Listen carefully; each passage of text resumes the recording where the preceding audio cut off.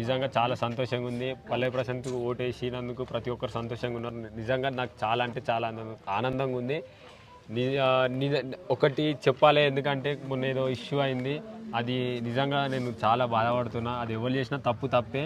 అది ఇట్లా మీరు ఎవరు చేసిరో వాళ్ళని తీవ్రంగా ఖండించాలి. నాకు నిజంగా బాధ అనిపించింది, ఎందుకంటే ఎవరో చేసిన దానికి మా వాళ్ళు చేసిరు, ఇది చేసిరు అని నా మీదకి వచ్చి నేను పరారైనా.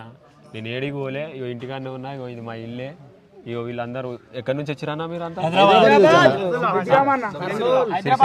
మాట ఇంకా తీగుల్లా, ఇంకా బెదిగామ, ఇంకా అన్న ఉక్కానా కడపనా?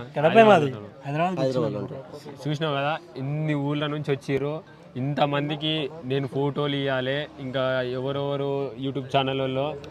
సరే ఇసంతా రమ్మంటే ఏమైందన్న, ఇంట్లోకి వచ్చినాక ఏవేవో తమ్నెయిల్స్ పెట్టిరన్న. సరే నేను అందరికీ